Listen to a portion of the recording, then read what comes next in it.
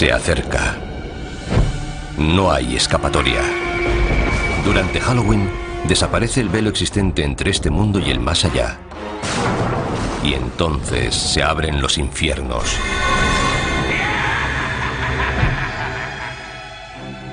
Las personas se asustan entre ellas desde que existe Halloween. Pero ¿cuánto tiempo hace de eso? ¿Cuál es su origen? ¿Y por qué nos disfrazamos y hacemos lámparas con calabazas? ¿Para satisfacer nuestros miedos más profundos? Revelar los secretos de Halloween significa descubrir cómo empezó hace miles de años. Así que cierren las puertas, pongan la luz en penumbra y no se asusten mientras escarbamos en la verdadera historia de Halloween.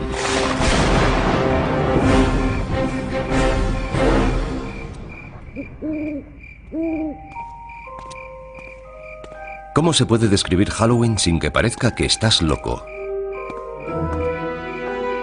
Niños disfrazados van de puerta en puerta y nos amenazan. Nosotros, como respuesta, les damos golosinas. ¿Pero por qué? ¿Por qué tallamos caras en frutos y encendemos dentro velas? ¿Y por qué adornamos nuestras casas con ataúdes y tumbas? Lo cierto es que disfrutamos pasando un miedo de muerte. Halloween consiste en ser otro, en salir de nuestra propia piel. Lo soportamos porque sabemos que es solo una noche.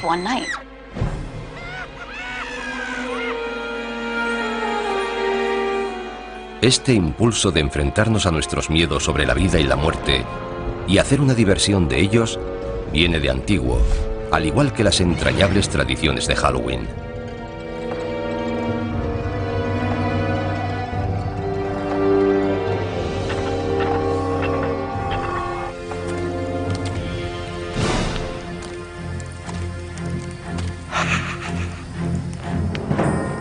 Tiene un origen muy antiguo que se remonta al calendario celta.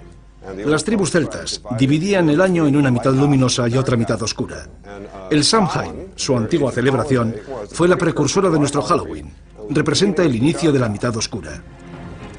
Hace miles de años, los celtas, una de las primeras tribus de Europa, celebraban con hogueras el Samhain, festival de la cosecha, la noche del 31 de octubre, para dar la bienvenida a su nuevo año.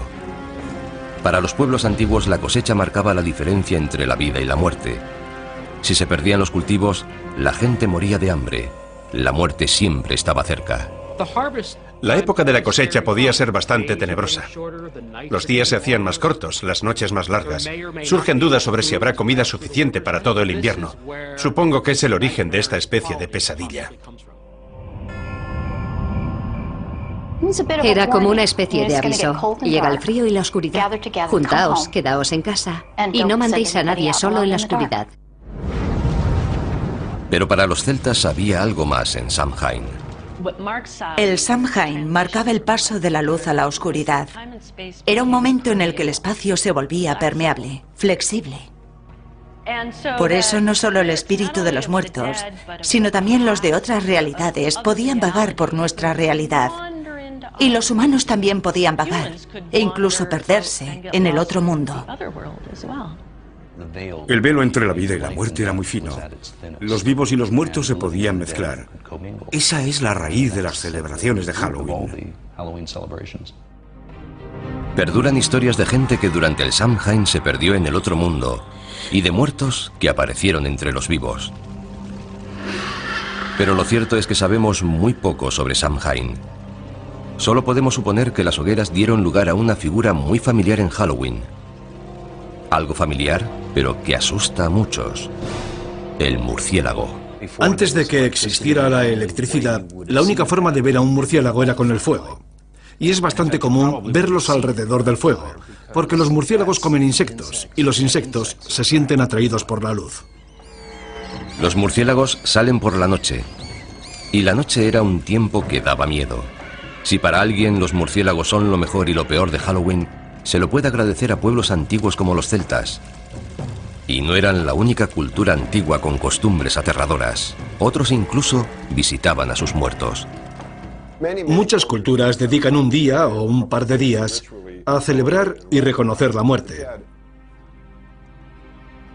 Un dato interesante es que gran parte de ellas, sobre todo las sociedades agrícolas, lo hacen en la misma época del año, porque en primavera las cosas surgen de la tierra, están muy verdes. Hacia mitad de verano se recoge la cosecha, y en otoño, cuando se acerca el invierno, las cosas mueren.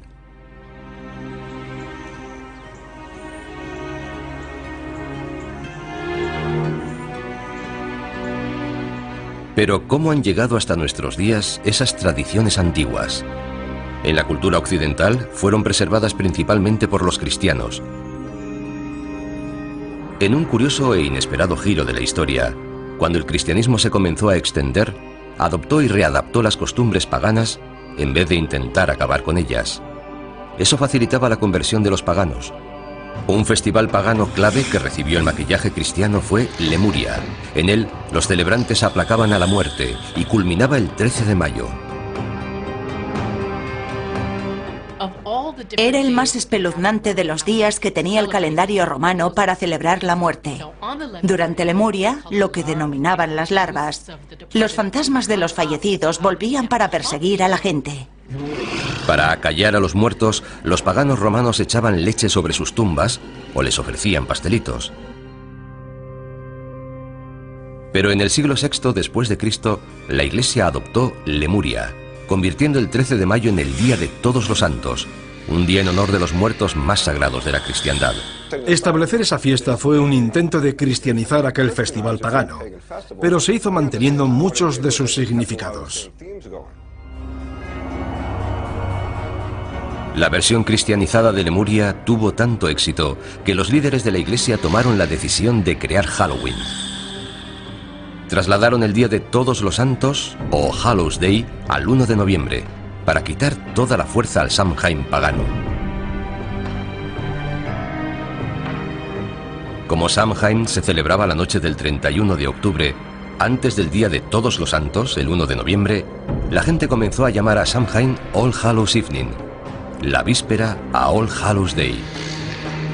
El término se fue acortando hasta convertirse en All Hallows Even y finalmente en Halloween. Luego, para jugar sobre seguro, la Iglesia dio un paso más, añadiendo una fiesta no solo en honor de los santos, sino de todos los cristianos. El 2 de noviembre se convirtió en el Día de los Difuntos, un día autorizado por la Iglesia en honor de los difuntos. Eso es muy importante para Halloween, porque de ahí nace la asociación de Halloween con los difuntos y lo sobrenatural. Así que, gracias a la Iglesia por inspirar los elementos espeluznantes de Halloween. Pero esperen, todavía hay más. La Iglesia también ayudó a establecer la tradición del truco o trato.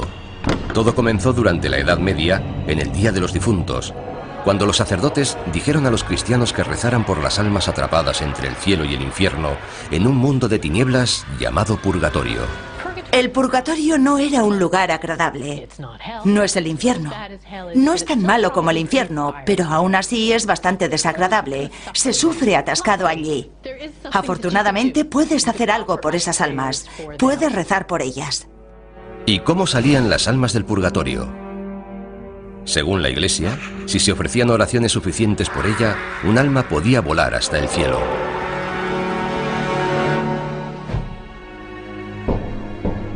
Esto condujo a una costumbre medieval que guarda mucha similitud con el truco o trato actual. Los niños recorrían las casas pidiendo pastelillos de almas, unos bollos especiados rellenos de pasas. A cambio de esas delicias, los mendigos ofrecían oraciones por las almas atrapadas en el purgatorio.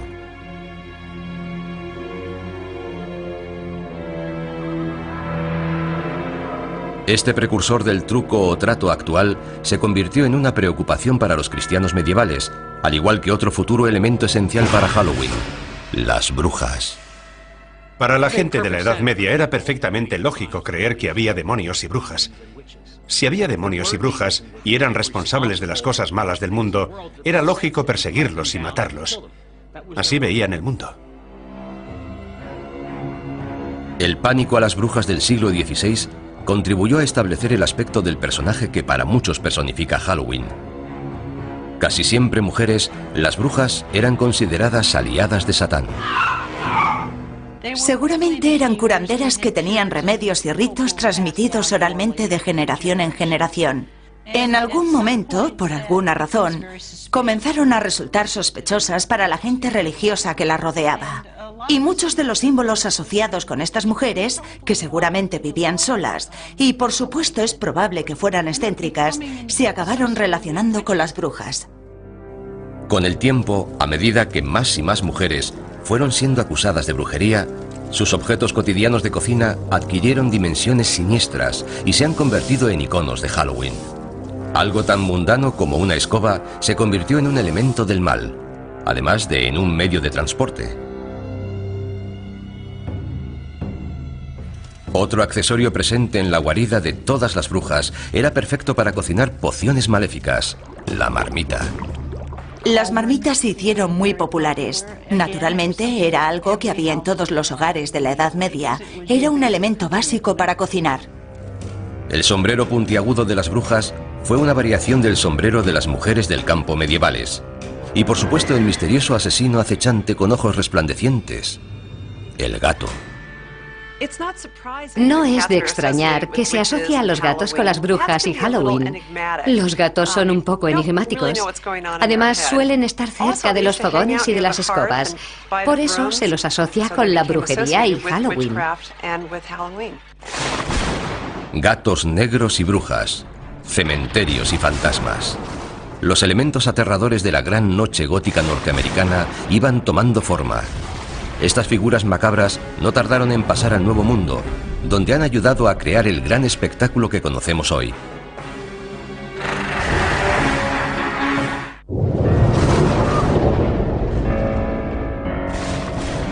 Hogueras, adoración a los muertos, mendigar pastelillos. Los elementos del Halloween actual acosaban a Europa a finales del siglo XVII. Pero todavía no se habían unido formando una aterradora fiesta laica. La historia comenzó a consolidarlos y a dar vida a una extraña celebración de la muerte. La muerte es la base de esta fiesta. Tanto si se trata de la amenaza de la muerte, si hay una mala cosecha, el fin de una era y el comienzo de una nueva. Esta idea del ciclo sin fin de la vida y la muerte, de la renovación, forma parte de muchas celebraciones, no solo de Halloween. Este periodo vio la influencia constante de uno de los elementos más coloristas de Halloween: la máscara. Con frecuencia aparecía asociada a otra tradición de Halloween: la destrucción. Los pendencieros mendigos de la Noche de Todos los Santos consumían también buenas dosis de alcohol, y las peticiones de comida y bebida se fueron haciendo más amenazadoras. Las máscaras ayudaban a ocultar la identidad. Los límites entre la vida y la muerte, y entre las normas sociales y la anarquía, se desdibujaban cuando el día se hacía noche en All Hallows Eve. En Inglaterra derivó en costumbres especiales que incluían disfrazarse e ir de casa en casa haciendo representaciones cortas. Al final de las actuaciones eran recompensados con comida y a veces dinero. ¿Se trataba de truco o trato? No exactamente, pero había cierta semejanza. En el siglo XVII, en Inglaterra, muchas de esas costumbres sobrevivieron solo en las zonas rurales, pero aparecían pronto en las calles de las ciudades gracias a un terrorista procatólico llamado Guy Fawkes. El 5 de noviembre de 1605, Fawkes intentó volar la Cámara de los Lores de Londres con 36 barriles de pólvora. Guy Fawkes fue juzgado, declarado culpable y ahorcado. Y según la leyenda, su cuerpo fue descuartizado y arrojaron los pedazos al fuego. Al año siguiente y todos los años posteriores, en el aniversario del ataque fallido, los niños de Londres se burlaron del recuerdo de Guy Fawkes, causando el caos en las calles, manifestándose, mendigando y haciendo hogueras. En la actualidad, en toda Inglaterra se le llama el Día de Guy Fawkes o la Noche de las Hogueras. El día de Guy Fawkes es el 5 de noviembre, una fecha muy próxima a Halloween. Así que mucha de la energía que se ponía en Halloween se comenzó a trasladar al día de Guy Fawkes. Aunque todavía no se trataba de nuestro Halloween, tenía todos los elementos, niños y adultos aprovechándose de la oscuridad de la noche y divirtiéndose. Pero ¿podría esta forma pagana de celebración cruzar el Atlántico y perturbar el santuario del Nuevo Mundo? No, si los colonos puritanos lo podían impedir. La visión del mundo de los puritanos se basaba en gran parte en la Biblia. Y en la Biblia, además de Dios, aparecen demonios, ángeles, toda una colección de seres sobrenaturales. Ellos se enfocaron en las fuerzas del mal. Para los puritanos de Nueva Inglaterra, lo sobrenatural era una fuerza oscura y amenazadora, no la superstición inofensiva que inspiraba una fiesta. Pese a sus esfuerzos por acabar con la tradición de Halloween antes de que arraigara, un par de celebraciones del día de Guy Fawkes llegaron hasta la costa de América. Otros colonos toleraban e incluso adoptaban las tradiciones que los puritanos consideraban como una amenaza. Se había plantado la semilla de una celebración que se convertiría en el Halloween norteamericano. Se encuentran retazos aquí y allá de gente celebrando fiestas de disfraces o algo similar. Pero es difícil señalar algo a lo que de verdad se pueda llamar Halloween. Por ejemplo, hay una descripción de 1883 de un Halloween. No trataba de una fiesta, sino de una pequeña reunión alrededor del fuego donde se contaban historias de fantasmas. Algo más espeluznante. La imagen de un espíritu o fantasma se iba a unir a los esqueletos y las brujas en una danza macabra de Halloween. A mediados del siglo XIX, Norteamérica se preparaba para una celebración mucho más oscura. Al cabo de 4 largos años, la Guerra Civil acabó en 1865 con más de 500.000 de muertos. La guerra civil dejó atrás tal cantidad de cadáveres sin identificar que este país estaba obsesionado con la muerte. La mayoría de los soldados murieron en lugares desconocidos. Nadie sabía qué les había pasado. Así que había un sentimiento muy profundo de puede que vuelvan, quizá no estén muertos. Es perfectamente lógico que la gente contara historias de fantasmas. Las primeras historias de fantasmas de Halloween eran sobre gente que volvía a casa. Es la época en la que empezó de verdad la historia del Halloween norteamericano. Después de la Guerra Civil, cuando los inmigrantes escoceses e irlandeses trajeron con ellos sus costumbres rurales del Halloween del Viejo Mundo, colaboraron a que se fijaran más las tradiciones del Halloween norteamericano. Para los escoceses era una noche que daba miedo. Hasta muy tarde se siguió hablando del coco en Halloween. El coco, una especie de fantasma amorfo, molesto, que acosaba a los niños escondido bajo las camas, llamando a las ventanas o acechando desde puertas y torniquetes. Se creía que había cocos de muchos tipos, lo que significaba que la noche de Halloween, al cruzar cualquier puerta, podía haber algo esperándote. El símbolo más conocido de Halloween, las calabazas farol o jack-o'-lantern, también empezó como una tradición europea, pero el prototipo no se tallaba en una calabaza. Hay una leyenda importante acerca de un personaje llamado Jack O'Lantern. Jack era un follonero. Era tan malo que consiguió incluso que lo echaran del infierno, que no es fácil de conseguir. Pero el demonio sintió pena por él, así que sacó un ascua del fuego del infierno y se la dio a Jack. Jack cogió el ascua, la colocó dentro de un nabo vaciado y se fue por el mundo. Esa es la leyenda de Jack O'Lantern. Siguiendo una vieja costumbre europea, los niños tallan sus propias jack-o'-lanterns en nabos y las iluminan con velas. La primera referencia que tenemos en los Estados Unidos de la jack-o'-lantern pertenece a Nathaniel Hawthorne, el autor de Cuentos 2 veces contados. Habla de alguien con un abrigo raído, lleno de agujeros, que cuando se exponía a la luz brillaba como una jack-o'-lantern. Los norteamericanos mejoraron la tradición de la jack-o'-lantern. Cambiaron el duro nabo del Viejo Mundo por una calabaza grande y redonda, y apareció el sello de identidad de Halloween. Durante la Guerra Civil, las posibilidades expresivas de tallar las calabazas eran muy conocidas. La fantasmagórica calavera reducida que era el nabo en el Viejo Mundo había dado origen a algo más impresionante. Por lo general, las calabazas se cosechan hacia Halloween, y los niños se dieron cuenta de que la Jack-o'-lantern podía ser la mejor arma de un bromista la noche de Halloween. Los niños se dieron cuenta de que podían hacer algo fantástico. Podían coger una calabaza, vaciarla y colocar dentro una vela. Luego podían coger la calabaza, colocarla sobre un palo, poner una sábana alrededor e ir por ahí con ella. La podían colocar delante de una ventana y era una imagen aterradora. Las Jack-o'-lanterns se convirtieron rápidamente en la cara de Halloween, y los inmigrantes escoceses e irlandeses también trajeron con ellos el Halloween más bullicioso y bromista. En la noche de Halloween, a finales del siglo XX, había un mundo oscuro de problemas esperando a los muchachos norteamericanos.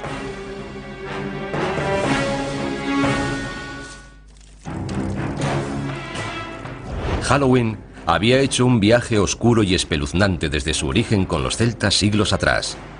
En la Edad Media se convirtió en una celebración cristiana para honrar a los muertos. Hacia el siglo XVI se convirtió en una bulliciosa celebración infantil marcada por las peticiones y las bromas. Hacia 1880, Halloween pasó a los pueblos y ciudades de América. Pero la fantasmagórica cara de Halloween fue reinventada con sombras horripilantes de naranja y negro a comienzos del siglo XX. Por primera vez, los artistas de la época unieron todos los elementos espeluznantes y los asociaron a Halloween. Esqueletos, telas de araña, calabazas y murciélagos establecieron el aspecto de Halloween que ahora conocemos. Entre esas imágenes están los fantasmas con sábana blanca.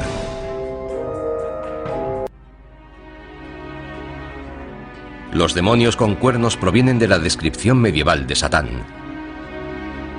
Y las brujas, de la histérica caza de brujas que barrió Europa y la América puritana.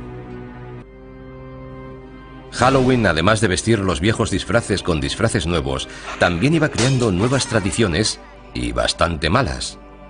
¿Se estaba saliendo de cauce Halloween a principios del siglo XX? Para desgracia de las autoridades y propietarios, la respuesta era sí. Se hacía cualquier tipo de travesuras imaginables. En aquella época la gente tenía carros. Los chicos mayores intentaban colocar el carro en la punta del almiar. Entre media docena de chicos empujaban para colocar el carro encima del almiar. Era muy divertido. No hacíamos nada realmente destructivo. Simples bromas. Pero otros realizaban bromas más destructivas. Las gamberradas, cometidas generalmente por adolescentes, acosaban ciudades como Chicago o Filadelfia. En la década de 1920, Halloween entró en crisis en Norteamérica. Las bromas de Halloween se habían ido de las manos. Las bromas destructivas iban más allá de aplastar calabazas. Los chicos colocaban pastillas de jabón en los carriles de los tranvías para que descarrilaran, y la gente resultaba herida. Quitaban los peldaños de la entrada de las casas, de modo que cuando la gente salía se caía y se hacía daño. Provocaban incendios, tiraban piedras contra las ventanas. Cosas realmente destructivas. En las comunidades rurales, los bromistas desmontaban carromatos y los volvían a ensamblar en los tejados. Quitaban las puertas de los cercados de las granjas para que los animales pudieran escapar. Esta broma era tan popular en algunos sitios que la noche anterior a Halloween se llamaba Noche de la Puerta. En otras ciudades se llamaba Noche Traviesa e incluso Noche Infernal. Las bromas de Halloween durante la Gran Depresión puede que fueran, en parte, producto de la desesperación de la época, una excusa para crear problemas. Pero ya había problemas suficientes por todas partes. Algunas comunidades no tenían dinero para alimentos y mucho menos para reparar los efectos de la destrucción. El Halloween de 1933 fue calificado como Halloween negro por muchos periódicos debido a la destrucción que hubo en las ciudades. Los chicos ya no hacían tonterías inocentes. Ahora rompían bombillas de las farolas, incendiaban edificios, rompían las ventanillas de los coches. Si Halloween quería perdurar, tenía que cambiar. Los colegios, los departamentos de policía y otras asociaciones civiles promovieron de manera muy activa la idea de apaciguar Halloween. Las empresas de artículos para fiestas, Denison y Beisel, ayudaron en los esfuerzos cívicos. Denison publicó una serie de guías de Halloween llamadas Libros de Duendes, que indicaban formas para transformar Halloween de una noche de gamberradas en una noche de fiesta. Denison fue una de las primeras empresas en darse cuenta de que se podía ganar dinero con Halloween. Comenzaron a poner a la venta su material para Halloween en tiendas de toda Norteamérica. También fabricaban máscaras y disfraces de papel. Ese fue el principio. Fue la primera vez que se fabricaban y comercializaban disfraces confeccionados específicamente para Halloween. Antes de eso, los disfraces siempre se habían hecho en casa.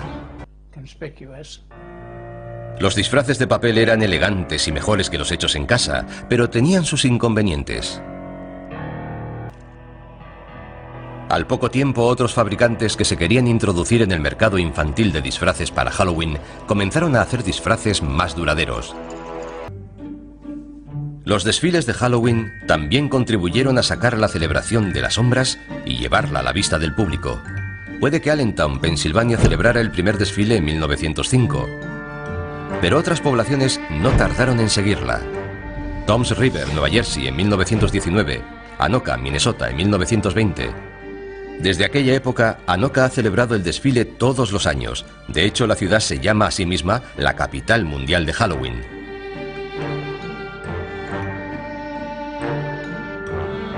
Todos estos esfuerzos por calmar Halloween funcionaron hasta cierto punto. Pero lo que de verdad necesitaba Halloween era una tradición completamente nueva. Y no tardaría en aparecer una, pero la nueva tradición no sería más que una variación de una costumbre muy antigua de Halloween.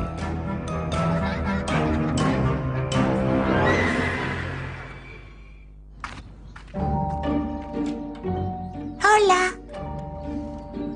Truco o trato. La frase que derrama cataratas de caramelos en calabazas de plástico y fundas de almohada por toda Norteamérica la noche del 31 de octubre. Y aunque sea una costumbre con varios siglos de antigüedad, la frase truco o trato tiene seguramente menos de 100 años. Los dueños de las casas sobornaban a los niños alborotadores con delicias hechas en casa, treats, como palomitas de maíz y manzanas de caramelo, para evitar las gamberradas, tricks. En 1939, la costumbre y la frase apareció escrita en la prensa. Doris Hudson Moss publicó un artículo en la revista American Home hablando del éxito que había tenido en Halloween abriendo la casa a los chavales del vecindario. Les dio golosinas y no sufrió gamberradas. Funcionó. Con la nueva costumbre llegaron nuevas delicias, no tan caseras como las bolas dulces de palomitas. Los niños empezaron a recibir golosinas compradas en las tiendas, como barritas Mars, Reese Cups y chocolate Hershey. Las golosinas acabaron finalmente con el Halloween alborotador, y había llegado el momento de reinventar Halloween para conquistar Hollywood.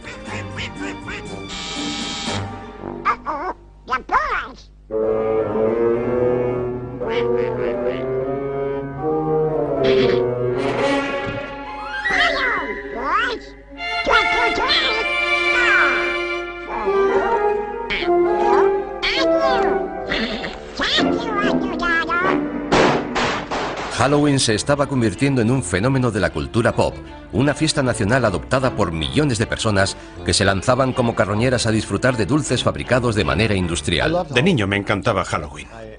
Participaba de forma activa. Me encantaban los rituales y las bromas. Me encantaban las travesuras. Me encantaba ir de casa en casa disfrazado pidiendo caramelos y la fiesta que había luego. Era algo fantástico. En 1966, Halloween encontró un hogar donde toda la cultura pop acabó por hacerlo: la televisión. Halloween rompió marcas cuando América hizo truco o trato con Charlie Brown. La idea de la gran calabaza proviene, por supuesto, de una tira de cómic. Sparky Schultz decidió que sería muy divertido que uno de los niños se liara con las fiestas. Por eso Linus vuelve todos los años a la huerta de la calabaza. La televisión y la tira de cómic más popular dieron a Halloween el sello de aprobación no oficial. La festividad no había sido tan popular en toda su historia. Pero los dibujos animados sobre Halloween para niños eran una cosa y una película para adultos con Halloween como tema otra muy distinta. Nadie lo había intentado antes, es decir, hasta que el director John Carpenter se decidió a hacerlo en 1978 con el clásico La Noche de Halloween. Esa película costó $325.000 y dio origen a una saga que recaudó más de $500 millones y abrió un nuevo campo, elevando las películas de terror de serie B a la de respetado cine de género. Y por accidente redefinió también nuestra actitud ante las máscaras de Halloween. Todo empezó cuando el escaso presupuesto para guardarropa obligó al equipo a crear una máscara para el malo, Michael Myers, con apenas nada. El director de producción fue a la tienda de artículos de magia Bert Wheeler, en Hollywood Boulevard, y compró una máscara de Capitán Kirk, de Star Trek, que no se parecía nada a William Shatner. La máscara improvisada y el villano que había detrás de ella no tardaron en convertirse en figuras emblemáticas de Halloween. Michael Myers, aunque la película original se estrenó en 1978, sigue siendo uno de los personajes de Halloween más famosos de todos los tiempos. La idea de un acosador con máscara amenazando a los jóvenes en Halloween desvió del foco de atención de Halloween de los fantasmas y los duendes hacia la maldad humana. Pero aquella máscara anodina hizo mucho más. Contribuyó a redefinir los límites de lo que podían ser las máscaras de Halloween. Y fue el preludio de la nueva cara de Halloween en el nuevo milenio.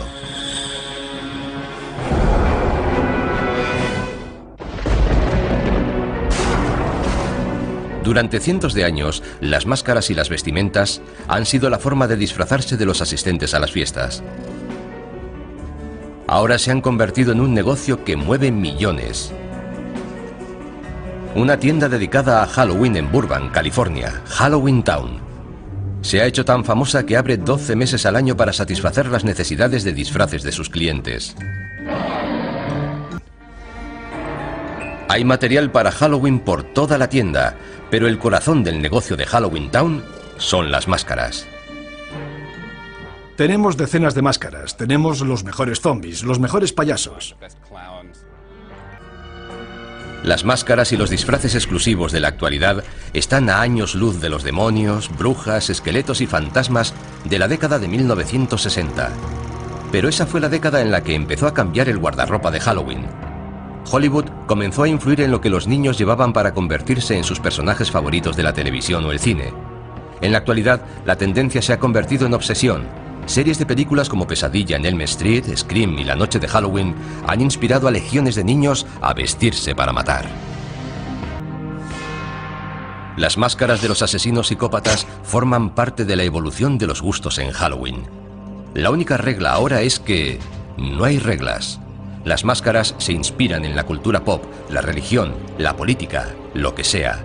Y cada vez más las caras que hay detrás de ellas no son de niños, sino de adultos.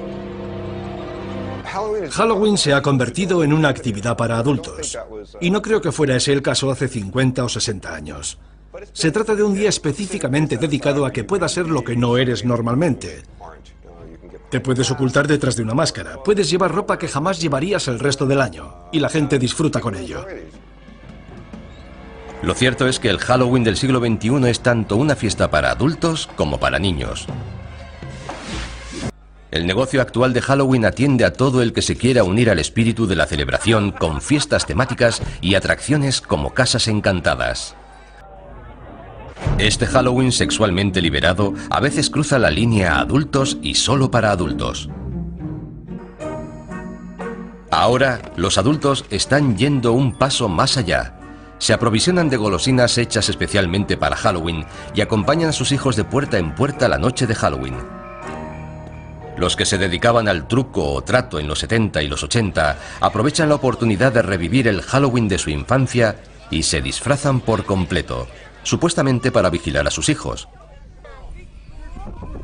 Halloween ha asustado a los niños durante años y ahora asusta también a los padres. Les da miedo mandar a sus hijos sin supervisión a un mundo hostil lleno de caramelos envenenados y manzanas con cuchillas de afeitar. Pero no deberían tener miedo. He crecido oyendo hablar de manzanas con cuchillas de afeitar. Está claro que se trata de una leyenda contemporánea, de una leyenda urbana. Existe una gran preocupación social al decir a los niños que acepten caramelos de desconocidos. Así que han surgido muchas historias sobre cuchillas en manzanas de caramelo, etc. Todos los años los padres se preocupan mucho por ello. ¿Han existido alguna vez manzanas de caramelo con cuchillas? Creo que en un par de ocasiones. Pero por supuesto habría que preguntar qué fue primero, la historia o el suceso. Cuchillas en manzanas, calabazas, pasteles de almas. Entre ellos han conformado la leyenda, la sensación de Halloween que percibimos. El Halloween actual tiene muchas máscaras. Es un día para que los adultos exploren un poco más sus fronteras. Muchas mujeres quieren tener un lado sexy y solo lo manifiestan en Halloween. Quizá deberían hacerlo con más frecuencia. Pero Halloween sigue estando dominado por los niños. Cuando eres niño, tienes una noche al año en la que mandas. Te tienes que disfrazar, tienes que ser algo que no eres normalmente, e incluso te pagan por el placer de hacerlo. Es una fiesta asombrosa. Si miramos con atención, veremos que Halloween es un escaparate de todo lo que teme el hombre. A lo largo de los siglos hemos aprendido a convivir con lo que más nos asusta. Y ahora, el 31 de octubre, convertimos nuestros miedos en diversión. Así que cuidado con las casas encantadas y las puertas chirriantes, las sábanas hinchadas y la luna llena. Y no te sorprendas si una calabaza sonriente te desea